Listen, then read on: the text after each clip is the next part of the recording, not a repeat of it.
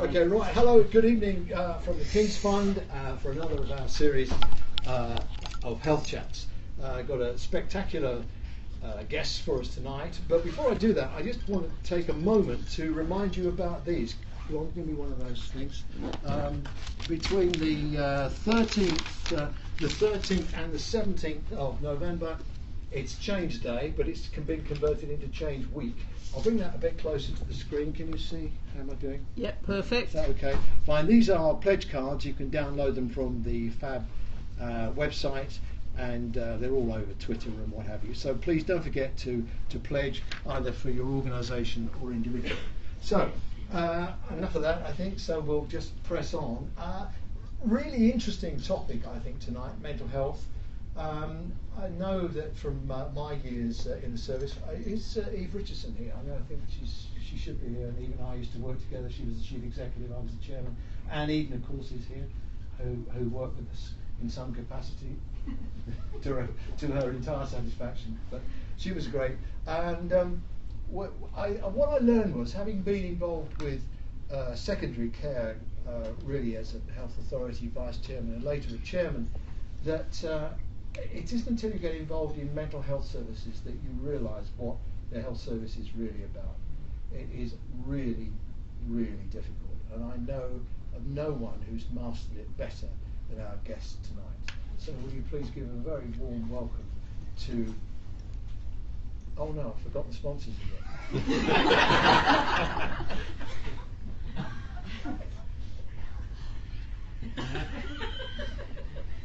Talk to this lady after, she'll make you better. Of course, these fabulous events wouldn't be possible without. Twice. I've got to tell people at home this. Twice I've forgotten to mention. Twice in the whole of my career, I've forgotten to mention the sponsors twice, and it has to be the same sponsor. So let's have a word from our sponsor, who is a thoroughly delightful chap. There's nothing like a good sponsor, and he's nothing like a good sponsor. Ladies and gentlemen, from IMS Maxims, we're very lucky to have with us, walking amongst us as though we are ordinary people tonight. It's Dr. Michael Thing.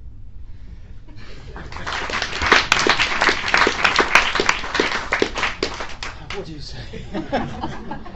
It's a pleasure to suffer the ritual abuse. Michael, I'm just going to tell you, your head's cut off. Could you move over where? Because after that build-up, they want to see you, Michael. So would you go over there? No, please, over there, Michael. You're looking at perfect. Perfect. We can see you now. Yes. Can you see him all right? Yes. It's important the sponsor gets high visibility on that. Oh, sorry. Yeah. Well, he said, walking amongst you as if he were deity. Well, there you see. So, seriously, it's a pleasure to welcome you all again. We really love doing these events, as you can tell from the nonsense we get. But we have a super guest, a special guest in Claire. As an organisation, we have an interest in mental health and are committed to making sure that we have solutions that work, that the clinicians want rather than the managers want, if I dare say that out loud. And we know that she's a superb speaker, engages the heart, gets everyone to follow her wonderfully. And without more ado, please welcome Claire. Thank you very much. Ladies and gentlemen, Dame, soon to be, Claire Murdoch. Okay, I'm just, if you might see me there, okay. I'm just going to clip on another microphone. Because we want to improve the sound a little bit for the folks who are watching us on... Same place? No, that's it. Okay. For the folks who are watching us on Periscope. Let me just get something. Right, you only had one job. Okay, leave it to me. I'll do it. It's a kind of man thing, isn't it? Right, now don't stand up because you'll electrocute. Okay, have we got sound? Yeah. Okay. It's a bit late to find we haven't, so don't worry. Okay, fine. We're good to go, yeah? Good. Well. Hello. Good evening. Was it worth it? Claire, thank you very much for coming. Mental health sort of in the news, isn't it, everywhere today? I see today the Gym Reaper is talking about the money, and I think they started the query today whether there'll be enough staff to be able to carry out the mental health in the community. Yeah. You seen that? Have you seen the HSJ today? Yeah. Yeah, I haven't seen the HSJ today. Shock horror, because I do catch up with it most days. Yeah. I'm having a very busy day today, so I haven't seen that one. Yeah. But are you wanting to talk about workforce? Well, I mean, it seems to me that's one of the key issues. Yeah. Isn't it, workforce?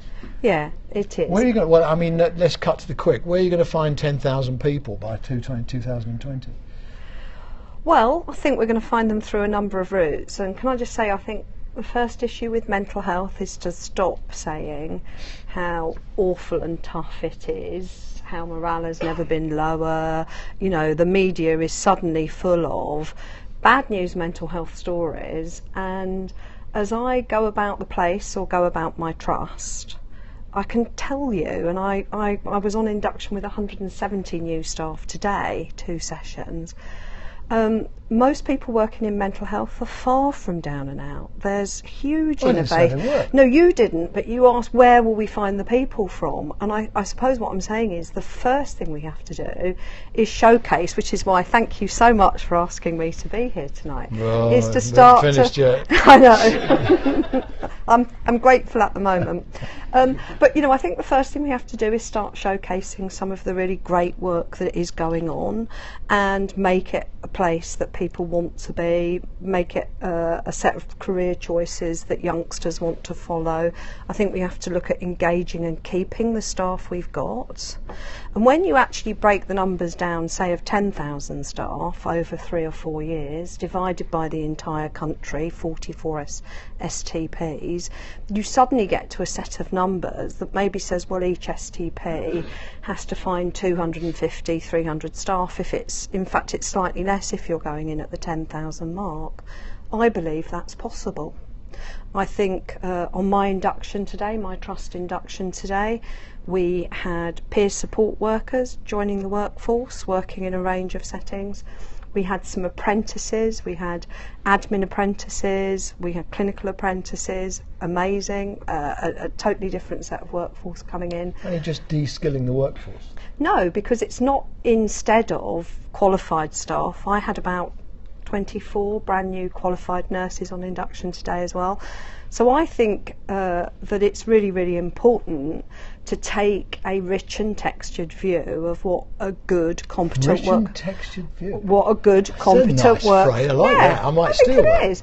Where'd you get that? So, for example, peer support workers, people with lived experience, whether that's in HIV, learning disability, might be younger people with lived experience, but giving jobs to people with lived experience who have got the competencies, the skills, training them, supporting them, is a really rich and untapped element of the workforce. Are you moving away from a therapeutic model into what? An unskilled model? No, definitely not. I mean, the plan that was published a few weeks ago... There's a clinical model, there's a medical model, therapeutic model, and a what?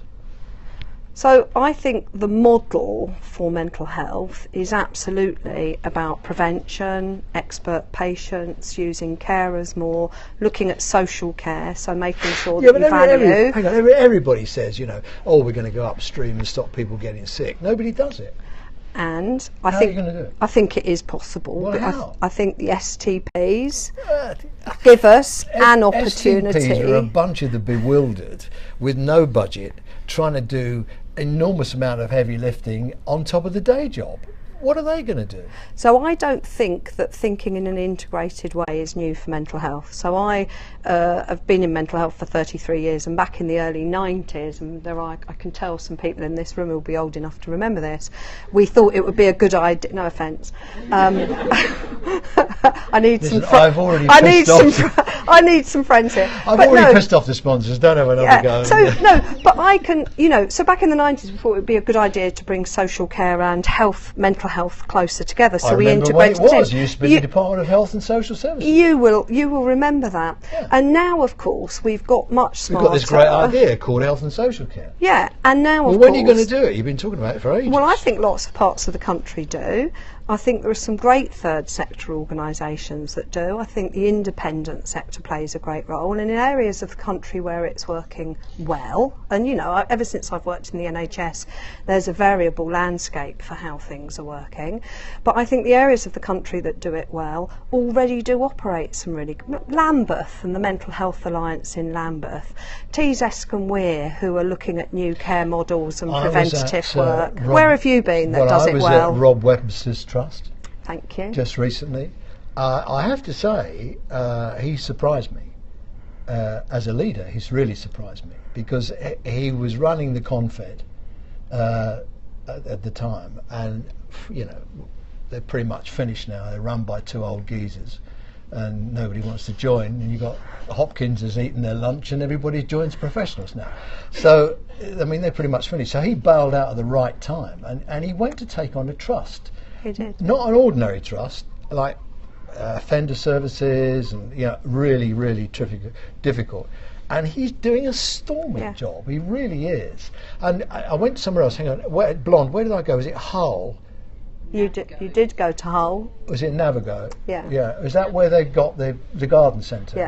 Yeah. You did go there. Have you been? I haven't, but I've followed you. I will get there. I'm all over the country. I will go to Hull. It's no good saying Roy Lilley's been. It's all right.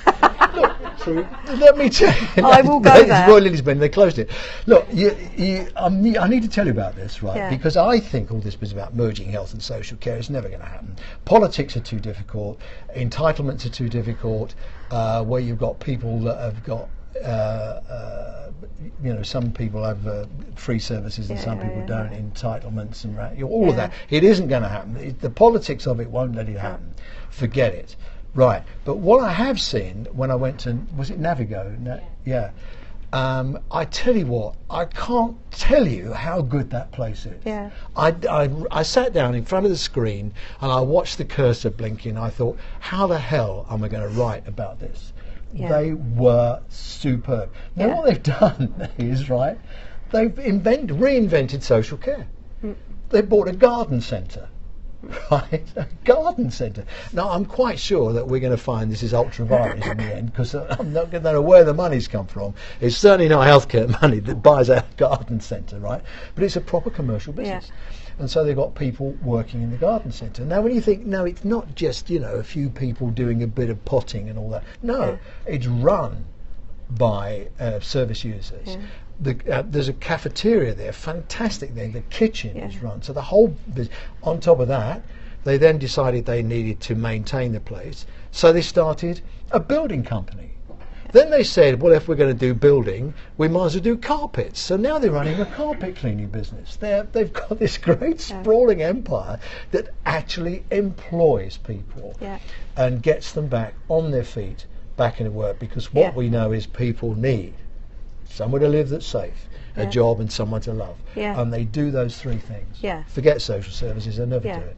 So coming back to your point about the workforce, and are we dumbing it down? You've just given great examples of where, if you offer employment to people across a range of settings, it's not dumbing anything down. Actually, it's creating employment. Winston Churchill said something like, you make a living by what you get and a life by what you give. And creating employment gives people an opportunity to put food on their own table, but also give something back. So you've just given a great example of why we all, coming back to the workforce strategy, should be employing more people with lived experience in our accountancy departments, our HR departments, our cleaning departments, and clinically. When you think about it, the NHS is one of the biggest employers, really. And you'd say to our trust, a mental health trust, who does your cleaning contract? Thank you. And they always say, oh, it's shipped out. They don't think about what they can do in the patient journey and the care pathway. Let's start with your pathway. We'll come back to some of this. Okay, because I want to come back on is it a medical model, is it a clinical model, is it social, which is it? Is it dumbing down? Which kind of model is it? And we'll come back to and that. the answer is yes, we'll it's all back of to that. that. All right, Watch my good. lips. We'll come back to that. Good, I'd like to. Don't be nasty to me. Oh, there's a latecomer coming in. It's Eve Richardson. Hi, Eve. Hi. You've already had a mention, Eve. You're too late now. Yeah, it's the late Miss Richardson.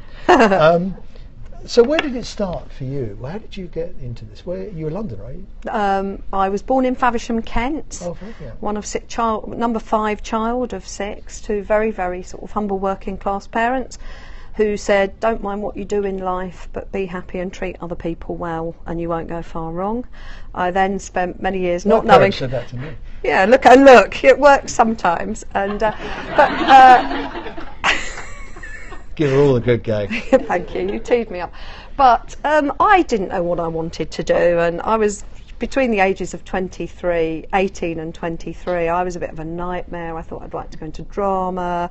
I wanted to travel. And then as I started to realise I needed to work to support myself, I thought, but I only want to work if I can help people, but I didn't know what that meant. I'd never heard of mental health nursing.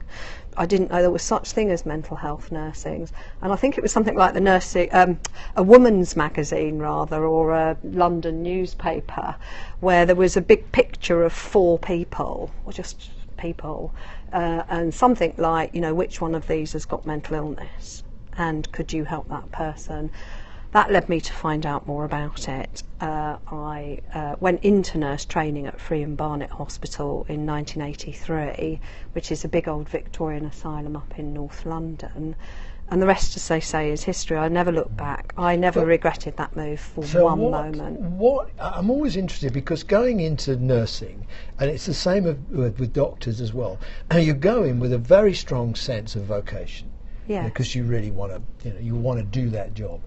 What happens to you when you say, actually, I'm not going to do that job anymore, I'm going to manage the people that do that job? What was your migration into management? Yeah, that's a great question. I remember being in the School of Nursing and somebody coming in and giving us a talk on, you can do all of these things from nursing. You can be a practice educator, you can be a researcher, you can stay in clinical practice and become a clinical expert, you could go into management, so on and so forth.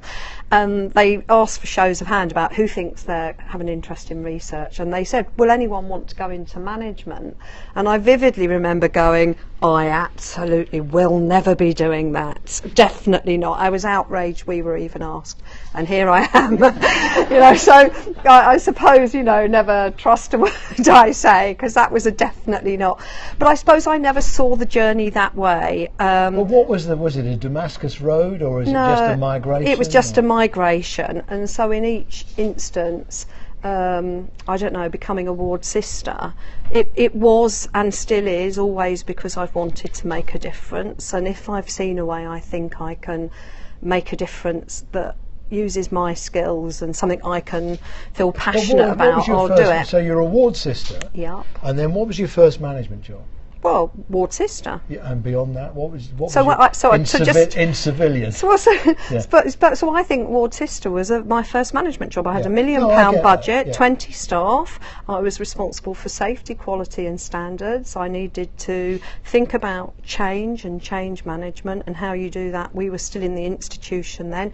Undoubtedly, the toughest and most rewarding job in some ways, because the world's clear, my ward, my patients, my colleagues, my priorities, but equally you learn an awful lot about how do you bring people with you. Is it by just being nice? Is it by being passionate? Is it by being tough and slightly, And so I think that was my first management job, and I don't buy into a view in the NHS that there are a set of people over here who are managers and they have clipboards, calculators and axes, and there are a set of people over here and they have halos and they care about the patients. I actually think that clinicians or the delivery of great patient care, and you write about this. Look, I'm standing up because you said you have to be interesting in your latest management blog. I was only having a laugh. No, well, here I am. Oh no, you shouldn't take anything I write seriously. I've read the Lilley Bible, and but it just seems to me that there's nothing wrong with a well-managed, well-ordered, well-disciplined service. I get that, but what I'm interested in ferreting out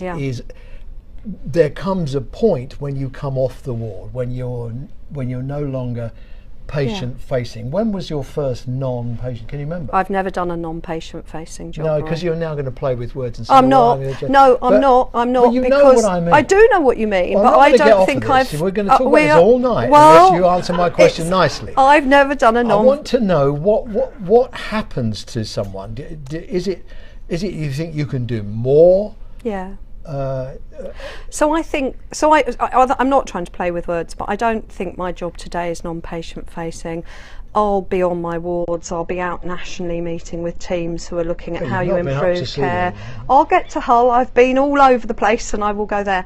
And she's coming, Hull. I promised. Sorry. I promised I'd get her up there. I've done it. Right. But you know, in all seriousness, I think unless you're thinking always about. No, I get all that, but I just, it's a long way from the ward to the board. Yeah. And you can make that distance as long as you like. It depends on how you run the organisation. And I just think that it just interests me what the motivation. Yeah, what happens at that point. So I think I never wanted to be a manager. I didn't really want to be a chief executive. I didn't think I must be a national lead. I've never run my career that way. I think that opportunities come along and you think I could do that. And I think I could do it well. And I think I could do it with a degree of support and with others. Why don't I? And if I've believed it can make a difference for patients or improve things, I've done it. So, after ward sister, I was a matron, so I covered multiple sites, and that was difficult. Suddenly not having the clarity of this is what I do, but having to work through others to deliver patient care, because as matrons you're not necessarily doing a great deal of that directly, you're working through others. That was probably my first job of really having to work through others. Yeah, that was I'm pleased you said that, because that's what I was trying to say. Yeah, that was a crunch step. Working through others. And so that was a matron at the Royal Free Hospital, and working between the Royal Free and Friern, looking at the closure of Friern. I know you've closed hospital before, haven't you? You've done that. We have the three of us in the room. We've got the scars to prove it. Yes. Yeah. And and then before I knew it, I was head of nursing at the Royal Free for the mental health pond ward division, which was one of the 4 divisions at the Royal Free. And mental health nursing was very different in those days, wasn't it? Yeah. In an institution. Yeah. There's a bit of me that sort of looks at very vulnerable people and says, you are very vulnerable, and in creating an environment where you're relaxed and calm. And funny, I was talking to Michael earlier about the meaning of the word asylum. Yeah. Because we think of asylum now as being, an asylum is like a lunatic asylum and all that, but actually the real essence of the word asylum, which is a port of call, a safe harbour. A part of me, when even Anne and I were working at Homewood, we inherited a place. I think it had its own farm, it had its own bakery, it had its own laundry. We did. You were like running a fiefdom almost, and you could understand why the thinking was like that, because they could do so very little other than try and keep people content, clean, well-fed and happy. And that's really, when I went up to Rob Webster's place, have you been there? Yeah. Okay, have you seen the museum? The museum, yeah. If ever you get a chance, he's very proud of his museum. Fabulous. I think it's the only museum like it in the country. Yeah. And it is amazing what we used to do in good faith in the name of mental health. Yeah. And completely agree. so when I look at places like Botley's Park, which was where I started, you could understand why they built Botley's Park. It was the wrong thing to do, but they didn't know it at the time. Yeah. And that was the really interesting thing. And one wonders, what are we doing today that in another 50 years we'll look back on and think, you did what? Yeah. Anne is smiling because we were chatting just before the beginning of this event. We've had trust induction today, that's every month, and I always spend an hour with new staff on induction. Quite often I will give the example of having trained in an asylum 33 years ago, and one of the first things that was said to me there by a very eminent psychiatrist was, in a rather patronising way I have to say, almost, you little missy will hear a lot of stuff and nonsense about this hospital closing, it never will. And of course, as a ward sister, I was privileged to speak at the closing ceremony, which was great. It was nice, yeah. But actually, we mustn't look back too harshly and in judgment, because that was a product of its time. What we must do, I think, is know that in 30 years' time, people are going to look back at us and go, they did what? And that's why the 5-year forward view for mental health, and why it's irresistible opportunity to try and work with colleagues nationally to look at implementing some of what we want to do now. I'll come on to that in a moment. Let's take you back. So you were a matron, you were trotting around sorting stuff between the out. Royal Free and Yeah, Barnet, we were okay. closing it down, and it was all part of which that. is much tougher than you think, and a lot of trusts got themselves into a real mess over it. Yeah. So then, what happened? So then, well, let me ask you. Can I ask you another question? Let's go into a really sensitive area, okay? And accept the question for what it is, right?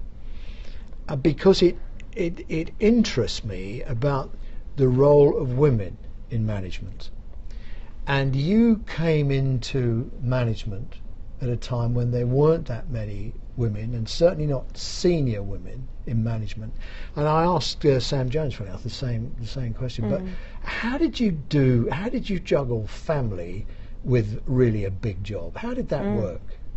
Well, so my first board level job was in the trust I'm at now. I've been in my trust for about 18 years now. Yeah. First as Chief Operating Officer and Chief Nurse. Yeah, we were there with Peter Carter. And Peter Carter was the Chief Exec. I'll be with him at the cricket on Friday. There you are. Well, Peter will verify this story. So my first board level position was with Peter Carter in a trust called BKCW, which was Brent, Kensington, Chelsea and Westminster NHS Trust. And I was keen to step up to board level as Director of Nursing and Ops, which I felt was a patient-facing job anyway. Okay. But at that point, my children were 3 years old and 1.5 years old. How did you manage? And my husband and I, truly, he's been phenomenal. We have shared all of this 50-50, definitely. What does your husband do? He works in, no, he's not in the trade. He works in transport. He plans how to get people to and from big stadia safely, so Wembley or the Emirates, or so he looks at all that modelling and how do you do that. So a completely different business. But so you both got big jobs. Both got big jobs. Who looked after the kids? Well, don't know, good question. Social services are better than you think, you know. They just step in at the right time. Yeah, they're great, on tap. No, but I don't know how people do this. You So know, you look at Sam Jones, right? She's got a husband who runs a hospital. She was doing the Vanguard stuff, and she's got twins. Yeah, and it was hard work. But for me, I went for the interview. I was nervous about stepping up to a board level post. And you know that bit in an interview where people say, have you got any questions for us? I didn't have any questions. They never mean it. Well, and also, you need to have asked your questions before then if you're going for a senior job, to be honest. Anyway, so I didn't have any questions. But it means they've run out of questions for you. But I had real sleepless nights before I went for the job, thinking I really want to do this, but I've got other responsibilities too, and I want to do both really well. I did want my cake and eat it. I've never seen the point of having cake you can't eat, really, as you can tell. You know, it's like, but I did want both. And I did want both.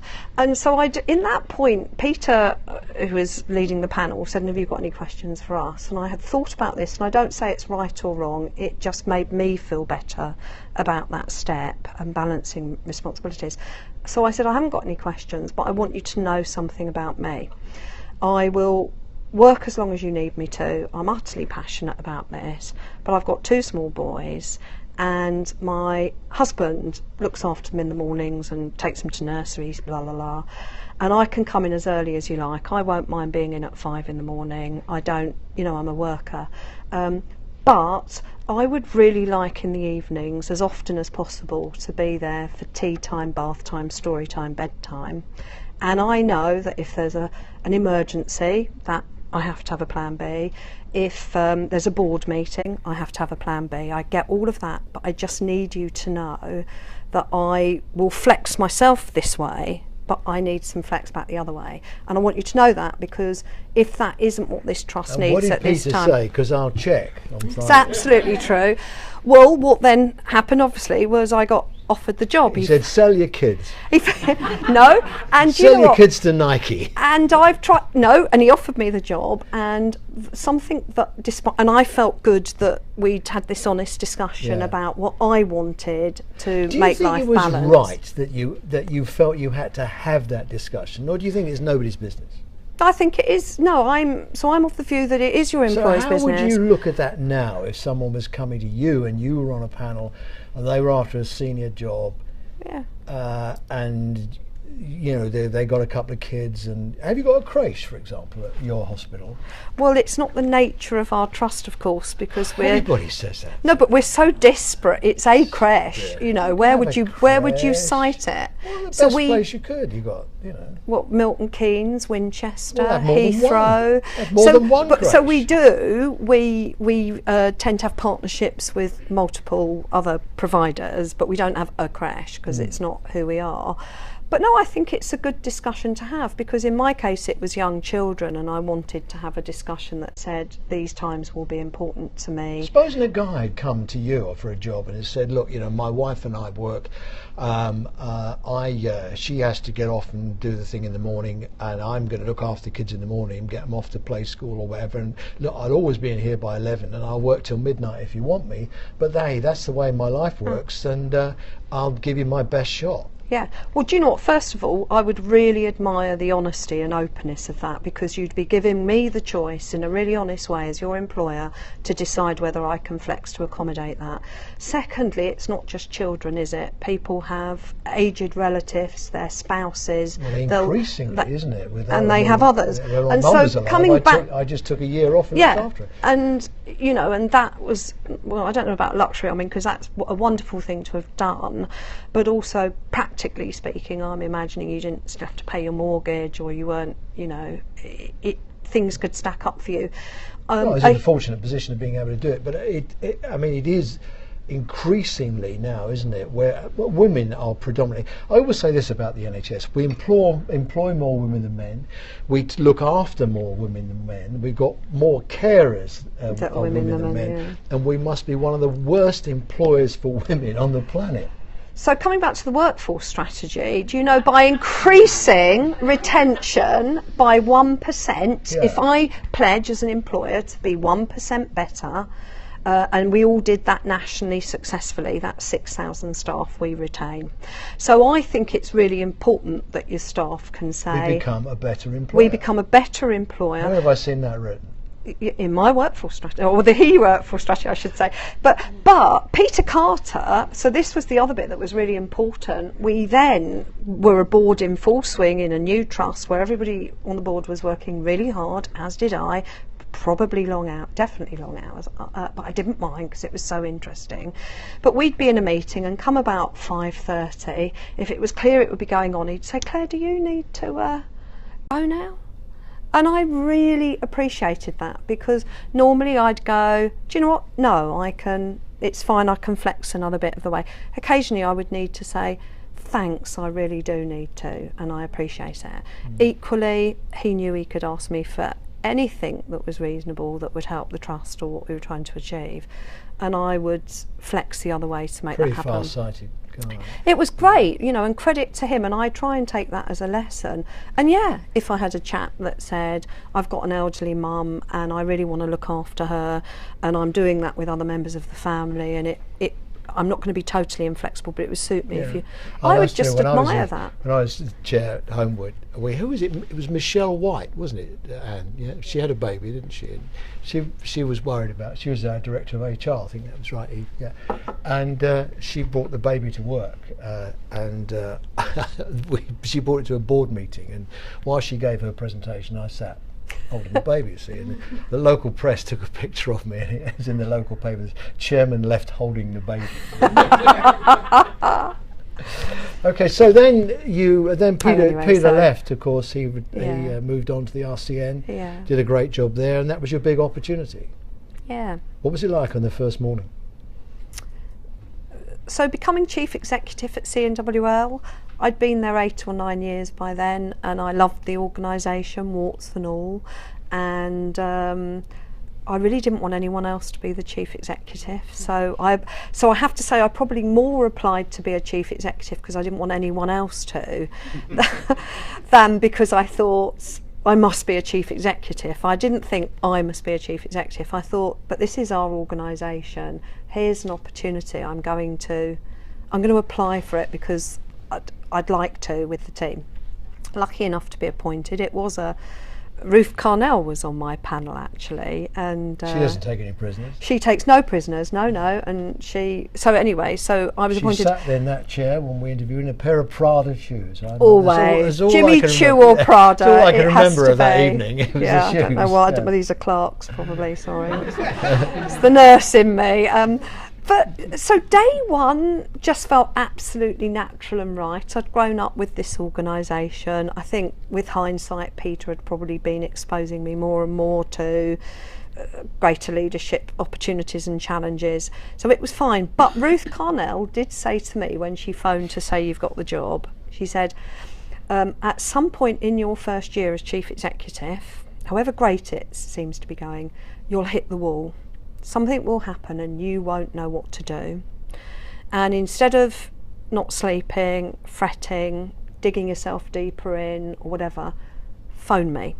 And I got to the end of the first year and I thought, hey, I'm so good at this, because I didn't have a hit the wall moment, because I knew the organisation well. I worked with a great bunch of people, and about 14 or 15 months in, I hit the wall. And at 9:30 one Friday evening, It's always a Friday evening, isn't it? I thought we're going to be plastered all over the nationals at the weekend, and it's all my fault. And stabbing, and it was just a dreadful incident, and the press were really onto this, and I just thought, I don't really know how to handle this now. And I phoned Ruth at 9:30 that Friday evening, and she said, oh, I'm so glad it's you, Claire Murdoch, and not Claire somebody else from the PM's office, I think it was. She said, I thought it would be this other Claire, and I told her what had happened, and she was just fab. And I think, so that's another lesson that I suppose other leaders that I've worked with over time sort of gave me about, know that as a chief exec a time is likely to come where you will hit the wall. It's a great sprawling organisation, isn't it, now that you run? Yeah. It's a big trust. It is. I mean, it's a big trust. I mean, nothing wrong with big trusts, but it's the big geography that would scare me. Yeah. I don't think you can run it. You just run behind it and give your fingers crossed. I mean, how do you know what the hell's going on? I think Paul Mid-Staffs was a small trust, on, was it 2 sites? Kind of my dream job, to be able to have a job where you can just walk the patch, know everybody's name, and so on and so forth. And of course that's not the nature of my organisation, so I don't think big or small is the right question, though it gets asked a lot. Well, it's communication, isn't it? I think it's about, well, so what's your model, and what's the role of the board, and how flat is your structure? Have you got, in each individual place, have you got someone in charge? Yeah. Is it like a branch office with a branch manager? Yeah, because where do they report to? So we divide the trust. We have about 7,000 staff. We're about 450 million turnover in the organisation. So we have, and which is actually not a lot, is it? It's enough. Exactly. They're a bigger trust than us. Yeah. No, in the scheme of things, it's not. When you think of because I suppose really mental health. I need to phrase this properly, and if I phrase it clumsily, forgive me, but mental health is kind of cheap, isn't it? You haven't got the big scanner thing, or perhaps you have, or you haven't got huge pharmacy repertoire to call on, you don't have operating theatres, the actual operating costs are lower. It's people, estates, pharmacy, and we're a community trust as well as mental health. Yeah. But I think that the nature of the work we do actually is, coming back to an earlier point, is partnership based. So unless you're working well with primary care, the third sector, the local acute trust, if it's children, the local school, and so on and so forth, local playgroups. I mean, you've got to work locally. You've got to have some really talented people to be able to do that. Yeah. I mean, if somebody comes up with a really good idea, can they just do it, or do you have to go through some rigmarole? Yeah, so it's a discussion that our board has often. So what's the role of a board?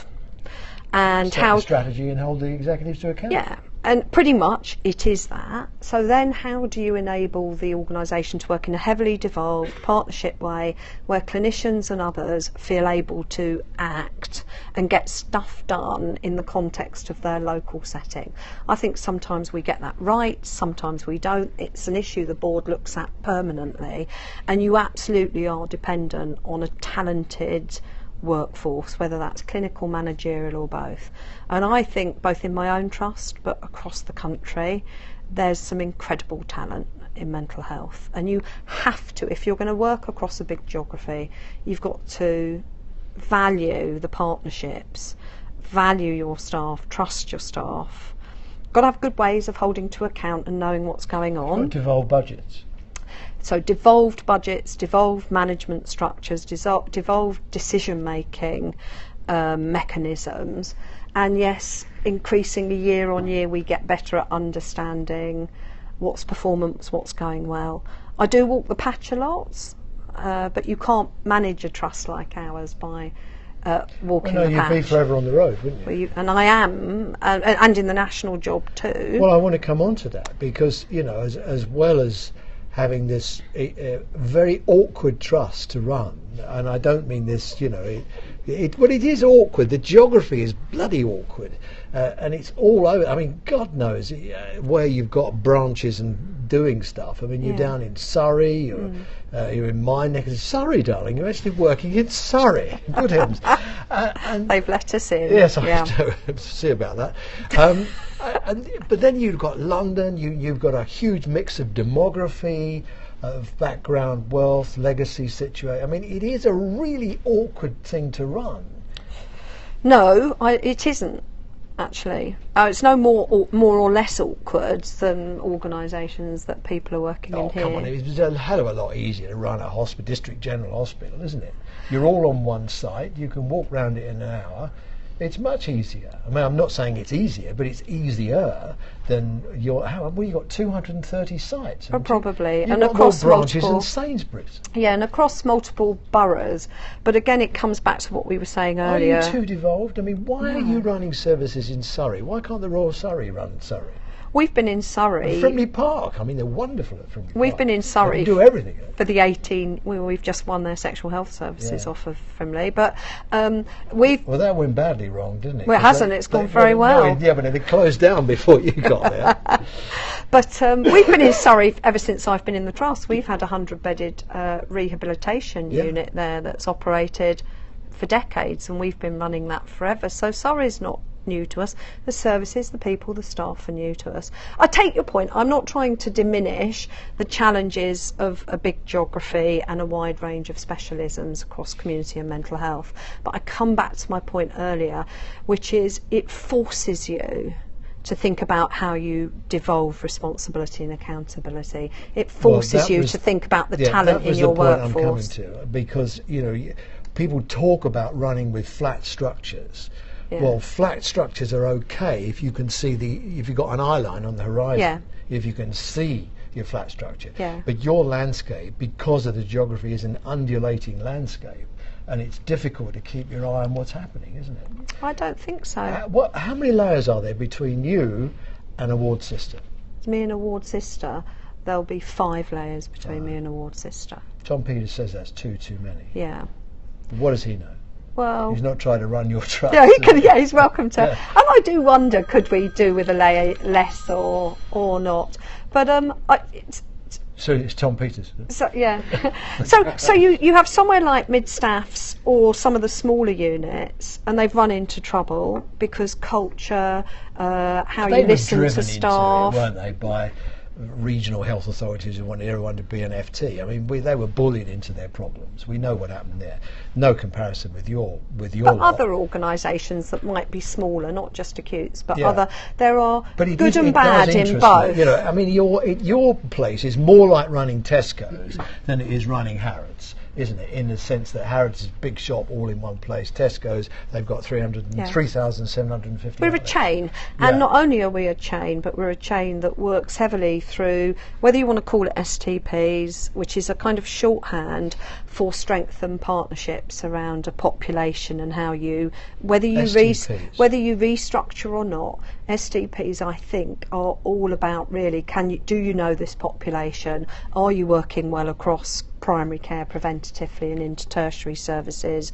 Are you removing barriers you can remove? I do think we're a bit obsessed with restructuring. Well, they're just closing beds, aren't they? No, STP should stand for stop, think, please. Stop, think, please. They're not just we'll closing get them in a minute. beds. What made you think? There you are running this. There you are running this unbelievably complicated trust. Yeah. Very well.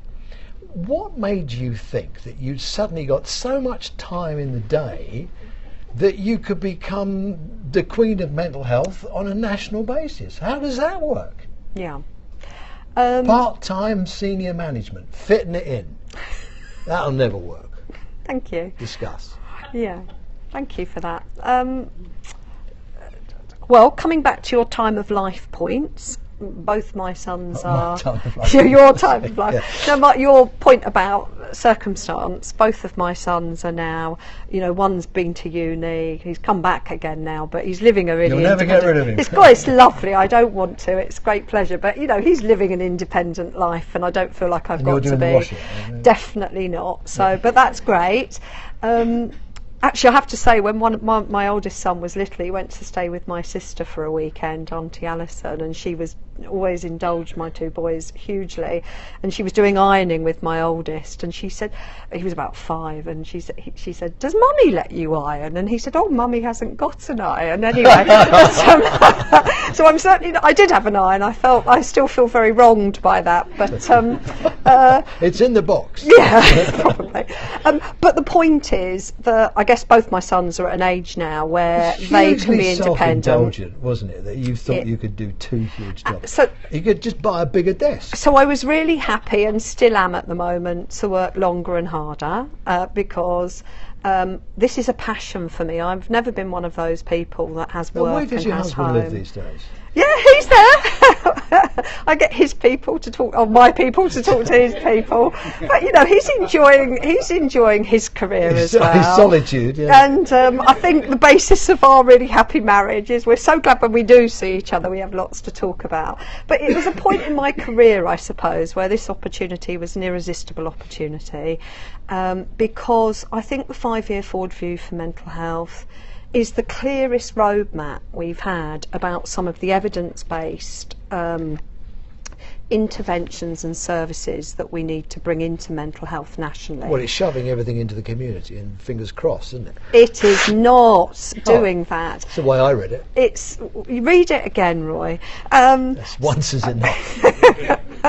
But in all seriousness, I think it's one of the best plans on the block. Well, the reason I like it, you are right. I think it's great. I think Simon's very clever. The way he set the scene, there's a fluidity in it.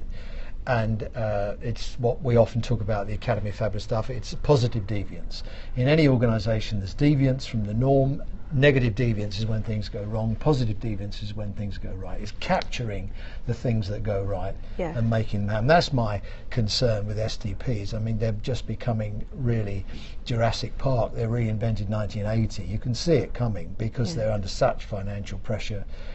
They're not good. I mean, I when I first saw them, I was really optimistic, and I thought, I get what's happening, because if you recall, I wrote the report on healthcare in London, and we said what was missing was a strategic hand, and the STPs could provide that, but they've been a big disappointment, I think, because they've been sidetracked with other things. Fundamentally, the Jim Reaper has come along and said you've got to save 99 pence in the pound.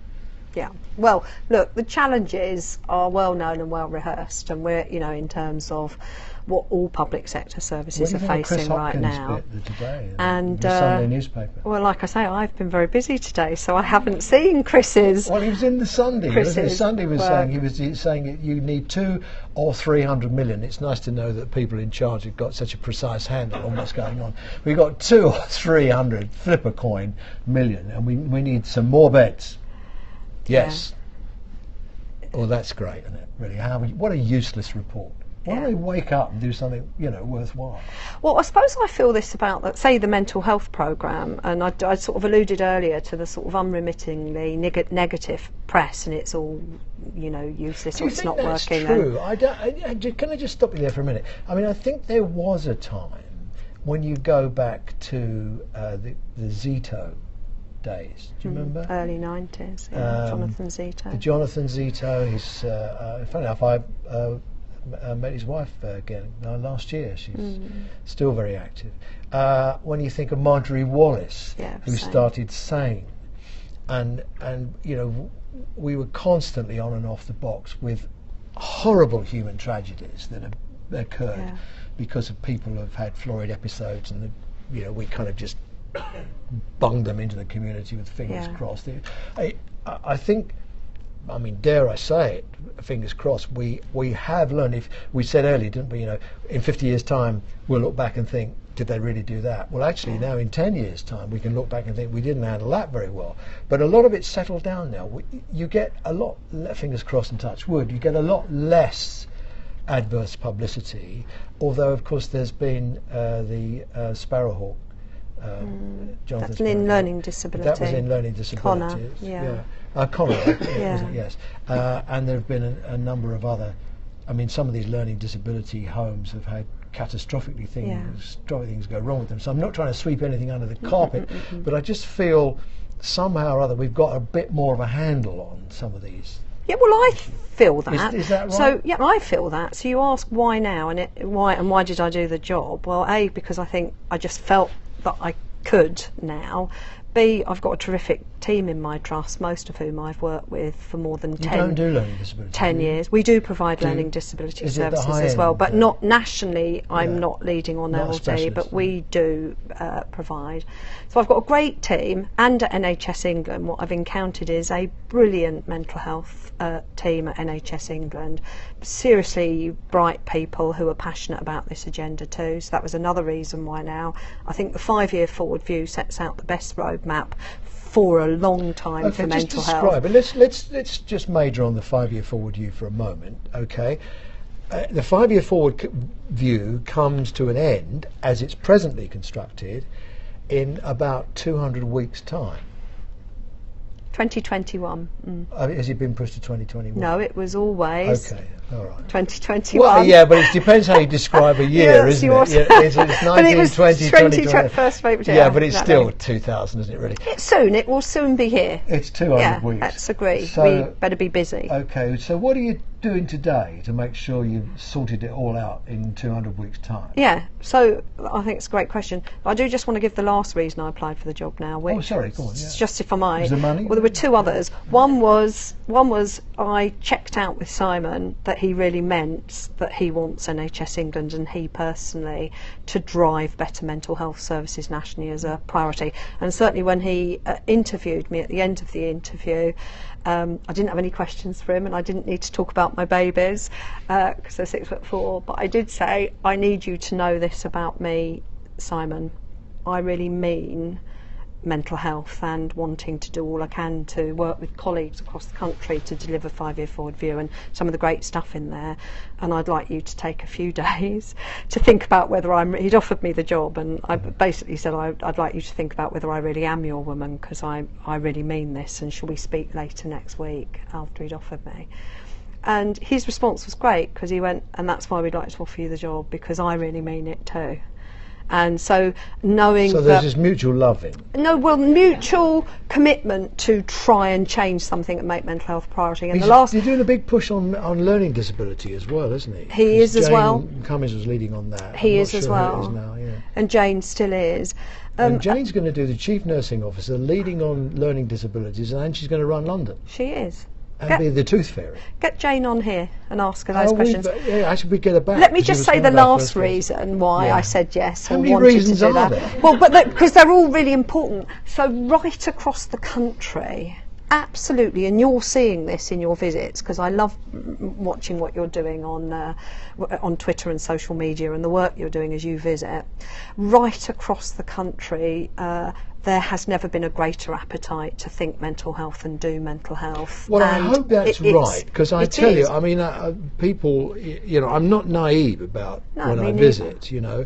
I only go to places when I'm invited, and they only go because they know they're going to get a kick-in if they deserve one. Yeah. And they only ever invite me, and I only ever see good stuff. Yeah. I did some work for the Prince's Trust years ago, and I met Prince Charles, and I was at one of these Highgrove lunches, you know, and he said to me, he said, you know, he said, wherever I go, I only ever smell fresh paint. And it was like almost the despair that he could never connect with the real thing. And wherever I go, you know, I only ever smell fresh paint. Yeah. It's very hard to connect. I mean, I've been to some fabulous places, and I'm not knocking it at all, but it is very hard to know whether or not I'm seeing the norm, the average, or the best stuff. Yeah. And I don't know that. And you probably see a mixture of all of that, you know, because that's life. But right across the country, people have really embraced 5-year forward view, not just in health, but in third sector and others. And people are doing. All there is. Well, but there's loads of it. It's the single biggest, but it's not a mental health programme. It's an early intervention in psychosis. It's an A&E and acute hospital psych liaison programme. It's a children and young people's eating disorder programme. It's the biggest talking therapy programme of anywhere in the world that the New York Times was writing about the other day. I featured it. Did you? Yeah. And they are. Yeah. And so when you they say said we were doing it because it was cheap. it is cost-effective intervention, and it's humane. You know, 80,000 people a month now are coming into talking therapies on the NHS. What are the outcomes? And have we got any measures? Yeah, it's absolutely the outcomes are measured, and we have a recovery standard, which for the first time last year we met. And I think, being very English, we go, oh yeah, but, you know, it's just that. 80,000 people a month coming into treatment for common mental health problems on the NHS with evidence-based intervention, showing evidence of recovery. Now, I don't say they're the only talking therapies. I know there are others, and it won't treat everything. But that's incredible that we're doing that in this country, and the rest of the world is looking at us. I know Isn't that amazing? You've been engaged on affairs of state today and have not read the newspapers, but there's a thing in the paper today where GPs are saying that 1 in 3 people that are turning up at the surgery for these job chitty things have got a mental health issue. Yeah. So where's it all come from? Yeah. Where is all this mental health demand? Are we medicalising people who are just worried, and you know that's what life is? Or I mean, are we sicker mentally than we've ever been? I mean, is there any research? Why have we all, what's happened? There's an explosion in the demand for mental health services. I mean, I kind of get the elderly frail. I mean, that's been a demographic line that you can follow, and it's, you know, the fact that it's taken us all by surprise is just that we're just bloody poor at planning healthcare. But we shouldn't. But what's happened? Is it austerity that's done it? Is it lifestyle that's done it? What has happened to cause this explosion in demand? Yeah. I mean, I think one of the biggest things that's happened is we talk about mental health more now, and we don't expect people to silently suffer in shame and with stigma in the way perhaps that did happen. So I do think one of the very positive drivers, and I think there are possibly some positive and some more worrying drivers, but I think some of the more positive is we're now saying it's fine to come forward if you need help. You know, the baby blues, what kind of phrase is that?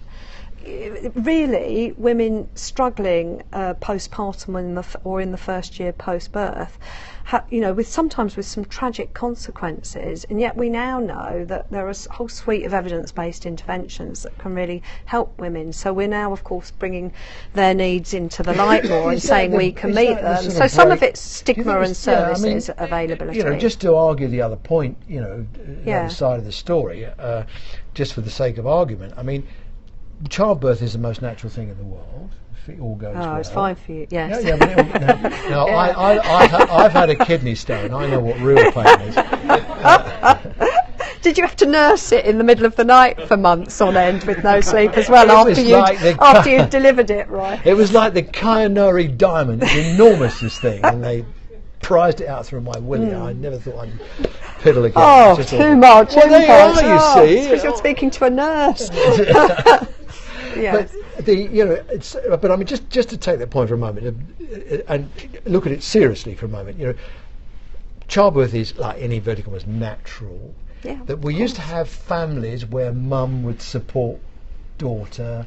Is it the breakup of the family really, or a restructuring of families that leaves women with children alone, and the extent to which the state involves itself now in looking after people. I mean, if you think about some of these kids, they get up in the morning, they go to breakfast club at school. They have school dinners. They're looked after at school. They have homework clubs. They go to school on Saturday mornings. The state is bringing our kids up. Yeah. I'm not saying it's right. I'm not saying it's wrong. I mean, I think actually Sure Start was an extremely good idea, and I'm sorry it went. But it is worth remarking on the extent to which the state involves itself in all our lives, and the extent to which we medicalise things. Yeah. So, I mean, a great question, but the 5-year forward view, for example, and the priorities we're driving there is absolutely predicated on real need, we don't really talk about mental illness so much anymore. We personally think we should, because in fact I think we should reclaim that territory. They're talking about those mums with new babies. We're talking about mums who become seriously mentally ill, who commit infanticide, whose relationships break down, who are in true despair, who are psychotic. We're not. We've absolutely in the 5-year forward view not talking about drumming up business. No, I'm not saying. We're talking about meeting real needs. Where you can intervene before that. I mean, you were talking about interventions earlier. Public health interventions, aren't there? Blonde, where did we go? And we joined in with that young mums club, and I had great fun in the ball thing. I can't remember. That's terrible. Was it in Leicester? Lincoln. Yeah. They had a young mums club, and everybody went to it. It wasn't a mental health focus at all. Yeah. But they were really. There was a kind of surrogacy, really. They were the peer support. Thank you. And it was there were older senior people there that helped with bringing up kids and the problems they have and all of that. I had a great time. I actually held a child. Yeah, I think you got puked on. If I remember. Did the child have a great time?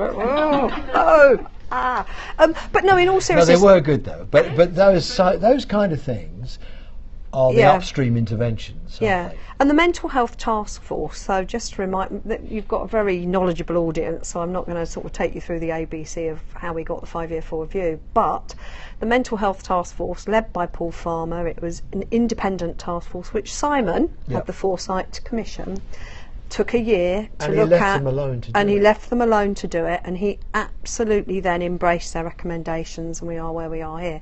But they reported in February 2015, they made 58 recommendations about the state of the nation's mental health.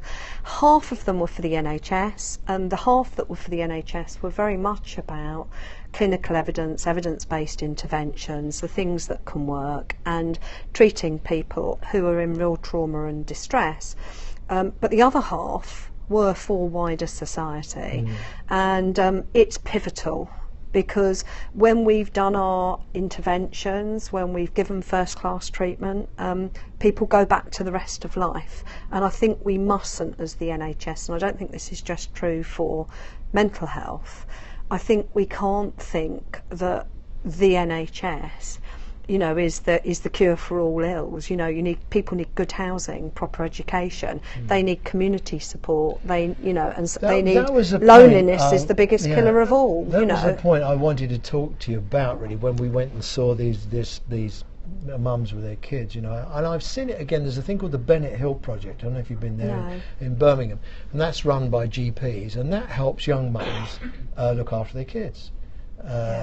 You know, it's as simple as that. And Yeah. it's the kind of thing that your own mum might have done, but Yeah. a lot of them are so young. You Yeah. know. And there's another one called the Craig Miller Project. I think it's still going in Edinburgh, which was much more embracing. But it was taking some pretty poor families Yeah. really, and creating a community of their own, where Yeah. there was support. And you know, one wonders really how you see episodes of mental health coming. Yeah. You know, it's hard to spot, isn't it, until Yeah. suddenly you're dealing with it. Yeah, Whereas, it can be. you know, other symptoms, you know, often Yeah. manifest themselves more obviously, and you know sort of what you're going to be dealing with. You get the sort of catastrophic breakdown, and then it's almost too late. So it's the extent to which we as society are I prepared to completely interfere in the agree. lives of ordinary people. And to make contact with and reach out to ordinary people, which by the way is all of us and Yeah, people but with that's mental what I meant. illness as No, well, no, isn't it? And I meant, it's I about meant community. ordinary in the Yeah. context of, you know, not having a symptom, Yeah. and not, you know, being poor, or not, you know, just Yeah. ordinary people like us. Where well, in fact, it's a phrase that Thomas McEwen used, who's a great public health doctor. In 1969, he talked about. He said governments have done everything they can in terms of public health, clean water, adult literacy, and Yeah. childhood immunisation. The rest, he said, is the extent to which government is prepared to interfere in the lives of ordinary people. And that's really what we're talking about now, isn't it? Interfering in the lives of ordinary people, but we see it in a different context. Yeah, I suppose I hadn't thought about it as interfering in the lives You can of, but yes, interfere it benignly, could. can't It could you? easily become so. I suppose that taking seriously things like housing, employment, support groups, opportunities for people to come together and support each other, that's not medicalised, and so on and so forth, are crucial to building resilience and well-being. You know, so the NHS. But then we medicalise people's lives. But I don't see that, so I don't think it's the NHS's job per se to be doing all of those things. I think it is our job as a massively respected and well-regarded institution, and much loved, to be working with others and value more colleagues, you know, across a whole spectrum, who are seeking to work with people in a different way. So I think we have to value that, and I think the STPs, the ones that are working really well, are you know that there will be variation, but I think the really good ones are starting to talk about who are our communities, what are the 44 assets. of them, aren't there? And probably 10 of them are any good.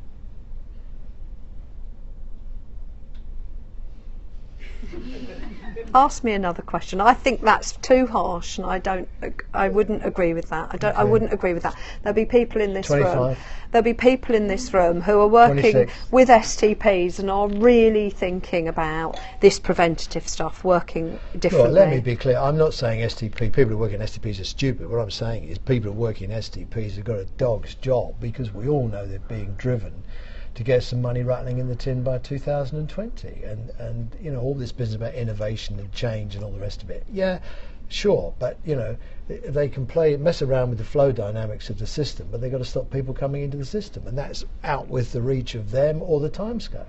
So some of the things that the 5-year forward view are doing, so last year we set up across the country, and by we I don't mean NHS England, we supported it, you know, but people across the country set up, for example, community eating disorder services for children and young people nationally.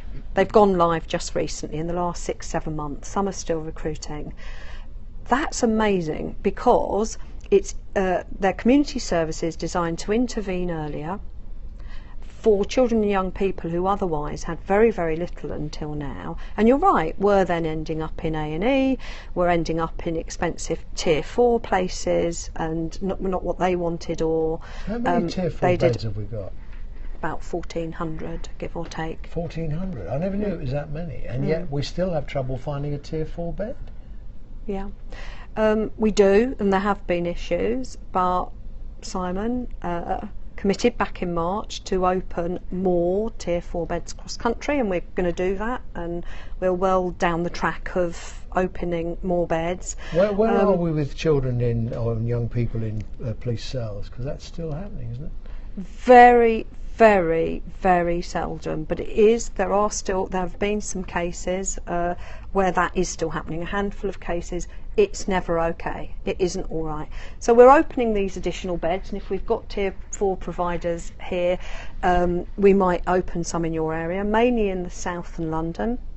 At any one time we do have vacant tier 4 beds. It's just sometimes the wrong kind of bed in the wrong place. So we know the capacity is there, and we're going to. We've got. It's still. I remember in my day, you used to have to ring round. Are you still ringing round, or is there a computer? There's a screen? better case management system than that, and a regional management system than that. What do you mean you ring round? You still ring round? But there is. So because there's not. Because I take that's a yes. Yeah, because we haven't got enough of the right kinds of bed in the right place. We can see from need and past demand. If we open an additional 150, primarily in the south and London, southwest, southeast and London, and we get these beds open quickly, and we're opening an awful lot of beds by March, and then the remainder in the coming year. That should stabilise demand. And then here's the thing. How many beds? We're going to open an additional 150 to 180. Okay, how did you make that calculation? Massive piece of mapping, looking at need, so basically looking at need. It was a needs-based assessment. And how do you do that? Well, the specialist commissioning team worked for several months with providers and others to look at where the demand was. Is it like plot the historic growth and demand and add a bit on? I think it's a bit more scientific than that, but there's not much else you can do, is there? You can only look at the demography. Yeah. You look at the socio-economics. So there was. They took various measures, and I didn't do the mapping, so I won't do it justice. But definitely they looked at incidence and what you would expect to be an acceptable rate of use for tier 4, given that you really want to avoid children and young people going to tier 4. They looked at historic use, and they looked at sort of geographic, and they weighted it all. So we think that if we open another 150 to 180 beds in the right places, and we won't close the beds where we've got excess. I tell you what makes me nervous. Right, is when people say, well, we're going to have 150 to 180 beds. Well, there's 30 beds difference. And on a busy weekend, when you can't find a bed, that 30 makes a big difference. One makes a big difference. It only takes one. Why is it not a number? Because, and I was going to come on to this, so we think it's between 150 and 180. At any one time, we have about that many vacant beds nationally, but not always.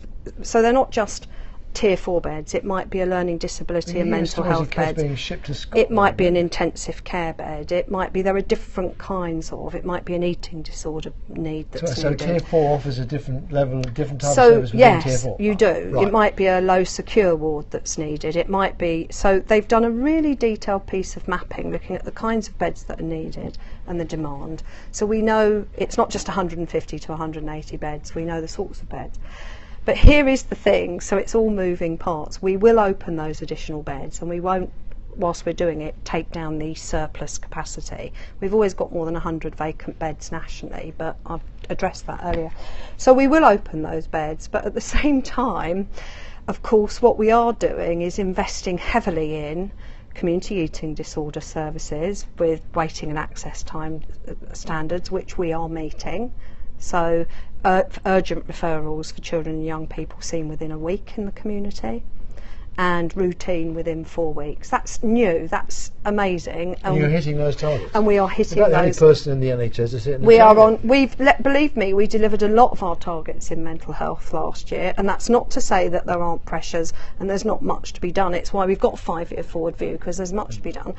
But at the same time as we're opening these beds, we are investing in CYP eating disorders, we're expanding the CAMS, child and adolescent mental health services, and we've set up new care models where places like Tees, Esk and Weir have taken the tier 4 budgets and they are saying too many children go into these beds. If we can invest that in tier 3.5 crisis alternative respite care closer to home, we actually won't need as many beds. Okay. And so the reason it's 150 to 180 isn't some sort of vagary. If we need 180, we'll open them. It's because we're not waiting to open them and then invest in crisis eating disorders. Right, and of course, when you get into a bed, you talk about beds, then you need someone to look after the people. You do. Right.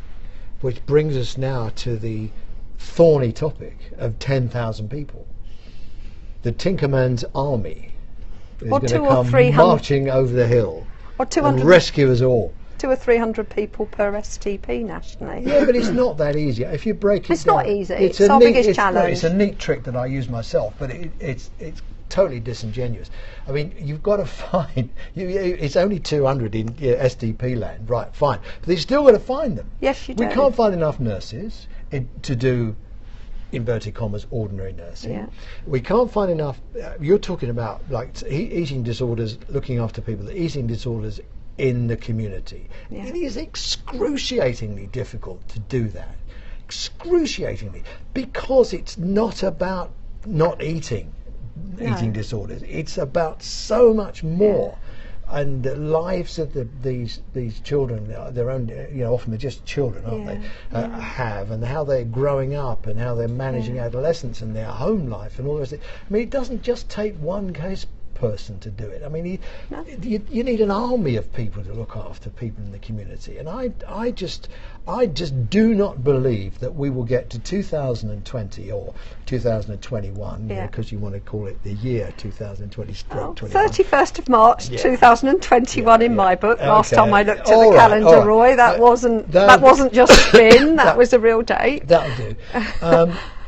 We're going to get there, and we say, do you know what? We didn't know who is going to recruit. Is it Health Education England?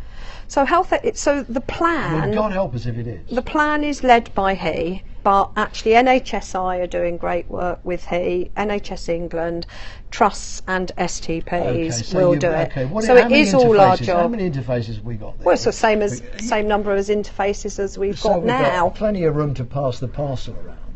Who's responsible? Who do we hold to account to recruit 10,000 people by the 31st of January 2021? Whose job's on the line?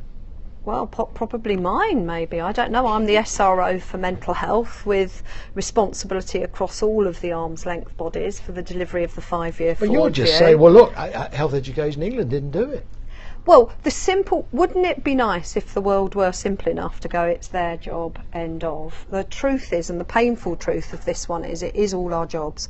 It's the job of the community manager or the clinical leader to treat staff better and make work more fun so that staff stay longer. It's the job of HE to have enough training places and to advertise them well enough and to support people in training together with the provider so that we don't lose so many through attrition in training, but keep them in training so that when they come out we've got good jobs for them. It's the job of trust to support people in the first year post-qualifying better so that we don't get quite such high turnover in year one of, say, newly qualified nurses. I'm afraid the simple truth of all of this is it is all our jobs. As a trust chief executive, I must say that fills me with dread that there's no one in charge. Well, there is. I suppose ultimately I'm the SRO for mental health, aren't I? Health education, well, I don't mind. Somebody's got to be prepared to say, I'll step forward. I'm just hoping when I do, so will thousands of other people with me who are passionate about this agenda. And I think they will. Let's talk about Health Education England. I mean, yeah, they were dealt a bad hand. There's no question about it. They were set up, had their budget slashed, and then they had the budget slashed again, and then they got buggered about with the bursary, and now everybody who's born this year has got to become a nurse, otherwise they won't hit their targets. I mean, I feel sorry for them really, but it's a forlorn prospect, isn't it? They're not going to. They just won't. I mean, look at the training places. They've got to be funded. How's it going to be paid for? You can't. 10,000 more people in the workplace earning, say, £23,000 a year, right? Yeah. 10,000 times £23,000 a year. We don't have the money. We can't pay the nurses we've got now. We do, and we can. it's not easy, but we Well, are where would the money come investing. from? We are investing more in mental health. We have seen growth in It's expenditure. only because the money's come from somewhere else. It's not new money. Well, everything you spend comes from somewhere else. If you know, I don't know what that means really. Well, what I'm saying is that This is money for mental the health. NHS has had flatline funding for 7 years. Okay. Mhm. 75% of hospitals are in debt, in trouble, Yeah. and most of them have got more It's debt. really tough. They've Tough got times. more debt than they can pay back. Yeah. The Treasury will have to write it off through public dividend capital or something. I mean, they'll have to do some jiggery pokery because the hospitals will never save enough money to write it off. Yeah. So, although it is globally, a global health budget, what we're trying to invest in mental health, and I'm not saying we shouldn't do it, I just don't understand the finances of it because it's a shed load of money. We will be investing that money, I think, in the 14, 15, 15, 16. Believe it or not, it's absolutely true, and people don't say, well, it can't be, but we've spent 1.4 billion additionally in mental health from 3 years ago. That funding's going up. Fact. What's paid for the new perinatal services, the expanded CAMS. Last year, CAMS services in this country saw 21,000 more children and young people. The 80,000 people a month that are coming new into fully funded IAP services. We're paying staff, investments coming in. Is it enough? Would we like more? These are big questions. Absolutely, I get that. But money is coming into mental health, and I'm not making any apology, though I feel sort of sympathy for other parts of the system who may be struggling. I make no apology for the fact we're now spending it on mental health. There's no reason why we shouldn't. Right now, I'm sorry to cut you off, but it's 20 past and we've got to finish at 30 because I've got to get back to the day centre. The curfew at the old people's home. Should we do some questions? Have we got any questions, Blum? I'll come to you in a second. Yeah, we've got some great questions on here. First of all, Claire, lots of people saying absolutely masterclass in handling Lily. Loved it. Oops. Why do I always get a slag in, Michael? Because you deserve it. Well, a few comments about they wish Roy would have let you finish some of your sentences. Oh. And then you made very strong points. The John Humphreys of... Yeah. Can't let you witter on all night. So. But your positivity, you people are saying about your positivity and your commitment and passion about this. How do you sustain that? Two things really quickly. One, I was born glass half full, and I do thank my mum and dad for that, because it's nothing I did. I just think there is so much genuinely in what we're doing now that we should celebrate a bit more. I think we run some of the best mental health services of anywhere in the world. And others say that, absolutely. Others will say that. And the Nuffield Centre's going to make a report quite soon that's going to claim that. What was that report the other day about? We got some of the worst. What was that one? Be quiet, Hart. Anyway, it's my belief and the belief of many others who would be independent and external that we do. So I think there's a lot. Do you feel your time has come as a person, nurse, manager? Do you feel this is your time? I've always felt my time has come. But with every the job 5-year I've ever forward done. view, the money, it's kind of it's coming into the more people. The plans coming together. It is, and it's a shame it's coming together when the country's in recession and a lot is tough. But I think the plan is hugely coming together in lots of ways, and that's not to deny the pressures or the tough stuff. I just don't.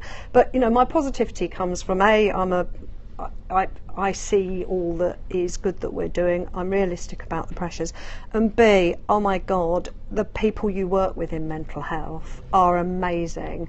Amazing, whether that's service users, their carers, the staff who are so committed to better mental health care, a lot of the leaders who are thinking about how to innovate next. There are amazing people right across the country. You're going to some of these units that the public never see. Where people who are seriously unwell are looked after in the most courageous and sympathetic way. It's very moving, I think, sometimes to get to have the opportunity to see that. Right, lady in the nice blue, cornflower blue jacket. It was heartwarming and inspiring. Thank you. My question is that what's your thinking about how mental health services might be provided in systems of accountable care? Yeah, so there's lots of talk at the moment about how do you provide better healthcare in sort of more integrated systems. I've never believed that the answer is just give it all to one organisation, and if only one organisation ran everything, it would be easy. It's called a district health authority. Well, you know, yeah. I used to run one. Exactly. But I do think getting much more clearly sighted on pathways of care and designing them together a lot more jointly in partnership does bring better outcomes, because if you've got a great site liaison service in an acute hospital, say, you need to be designing that and delivering that with the GPs in mind, well, always with the patient and service user in mind, but with the acute trust clinicians in mind, with the GPs in mind, with the community mental health teams in mind. And for me, accountable care systems are, to be honest, what we've been trying to do for years, which is see across a pathway, think more preventatively. So I think mental health has a vital role to play. We're doing more I'm going to speed you up because we've only got 4 minutes left, and I've got a couple of questions. I'll come to you in a second. I mean, accountable care organisations, I think we need to look at them through a different lens, I think, because accountable care organisations come with a capitated population-based budget, and that means you can only spend that £1 once, and so you've got to decide across the whole system where you best spend that pound. And although, you know, I look back on the days of district health authorities that I was involved in, and they were accountable care organisations, and it was a disaster because we could never get a handle on the money. But it was before Bill Gates invented spreadsheets and before mobile phones and before almost everything else. It was impossible to do. Now it's a lot easier to manage and run and know what you're doing. So I'm optimistic. So, you know, when a youngster comes in who's slashed her wrists and she's found in the street and somebody rings 3 9s, what do? We stitch them up and say, oh, you need to see the psychiatric liaison person, they'll be in on Wednesday, and you know, all of that will change, or could change, and it is changing, because are there psychiatric liaison staff in all A&Es now? So by 2021 there will be psych liaison services in all acute trusts, and half of them by 2021 will be operating to what's called full core 24 standards. That's 24/7, using a good evidence base and looking at a certain skill mix and level of staffing. We've not mentioned dementia at all, have we, really, tonight?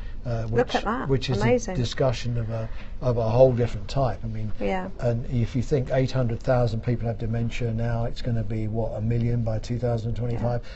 A disease we have no idea of really what we're going to do with it, and we just have no idea what to do with the people. Some of the services are horrendous. You know, the care homes standards are so poor in many cases. Right, yes, Matt, far away. Back on your issue of retention, what is your vision for the mental health of the workforce, both within mental health, but also almost as a, let's say, petri dish for the wider NHS? Yeah, I think it's a great one, because we should be one of the best employers and take the best care of staff's mental health. I mean, that's such a long answer there, because I think what makes for good mental health in the workforce is everything from having a doable job, working in a good team, you know, so that your caseloads don't drown you or stress isn't overwhelming you, having a good team, back to the flexible working point earlier of acknowledging people have lives, getting home bathing their babies, all of that, but plus also some really good in-house systems of counselling support, being more honest and open about. And on induction this morning I was reminding staff that 1 in 4 of us will experience a common mental health problem. Important to put your hand up early, get help sooner. Makes great economic sense to keep you at work, so why don't we look after you better, because you might need to take a few days off and get sorted, or be released regularly for a course of counselling, but if it's keeping you at work and contributing, then brilliant.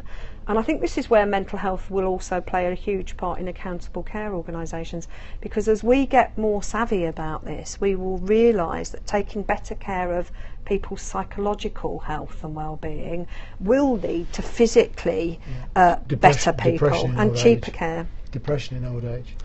Oh, we think that growing old, somehow, I think there's a, somehow growing old and having long-term physical health care conditions, well, of course she's depressed, her friends have, died, or she's got arthritis. So the people who respond best to talking therapies, and this is a big challenge for our IAP services in the coming year, are older people. Evidence-based interventions for older people, talking therapies, can make a huge difference. And guess what? They then cope with their complex comorbidities. You get them thinking about tackling loneliness. They'll take their medications more, then perhaps walk a bit more. So the role of mental health and the 5-year forward view in accountable care and intervening differently in older people, as you say, is colossal. It's cost effective, it's humane, and the time has come. We've all got to get with it. We've got to get with it, and we're absolutely right up the buffers of time. Have you had a good evening? I hope so. Not you. No. No. Okay.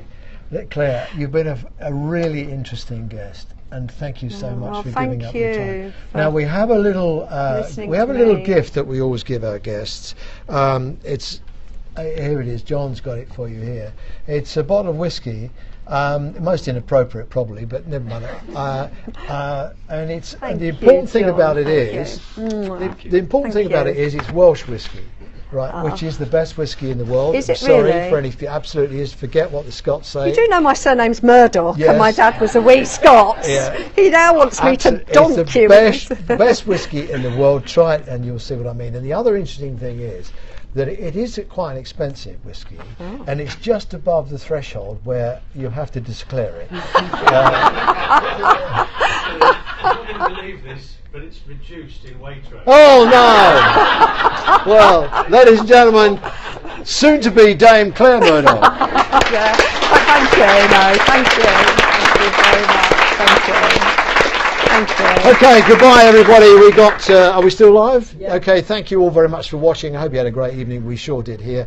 We will announce when is the next health chat. That's the TBA, but then we've got Ed Smith in November. Yes, Ed Smith is coming back. The chairman of NHSI is coming back to do a retrospective for us. So don't miss that. That would be really interesting, because I find that once people are out of job, they tell you so much more about the job. So we come to that one. I think you would. Yeah. I will do that. And please don't forget your pledges for Fab Change Day. Weeks, Fab Change Week. God, I got the sack twice tonight. And it's between the 13th and the 17th of November, which I do know about. But it will be honest, it's less than 80 weeks, I think, now away, and 80 days away. And sacked again. And that's it. Shit, I've had enough. Good night. Claire.